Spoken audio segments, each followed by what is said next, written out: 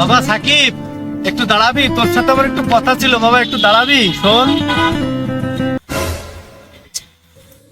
তুমি এরম এরম মুরব্বী হয়েছো, তোমার কোনো জ্ঞান বুদ্ধি হয়নি নাকি? আমি যাচ্ছি অফিসের উদ্দেশ্যে, তুমি পিছন থেকে ডাকতেছো কেন? এরম করো কেন? তোমার জ্ঞান বোধ কোনো কিছু নেই নাকি? যাচ্ছি একটা জায়গায়, তুমি আমার ফস করে পিছন থেকে ডাকতেছো। কি সমস্যা কি বলো দিনি? পিছন থেকে ডাকা কি কি হয়েছে? কি কদিন কি অফিসে যাওয়ার সময় তুমি ডাকো আমারে?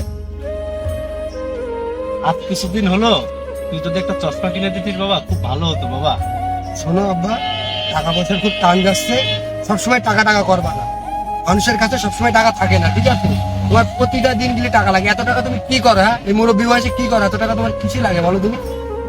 দেখ বাবা, আমার সয় সম্পত্তি যা ছিল সব তো তোর নামে লিখে দিয়েছি। এখন কি আমার সাথে এমন করাটা তো ঠিক হচ্ছে বল বাবা? দেখো বাবা, সবই বুঝেছি, মানুষের কাছে সবসময় টাকা থাকে না। তুমি টাকা টাকা করে না, আর তুমি ওই সয় সম্পত্তি সব খুঁটা দিচ্ছ। তোমার একমাত্র ছেলে আমি ছাড়া কিরা ভোগ করবে এগুলো? তাই বলে এগুলো খুঁটা দিবা কেন তুমি? এগুলো উচিত না, তোমার খুঁটা দেওয়ার উচিত না। কোথায় বাবা আমি তোকে খুঁটা দিলাম?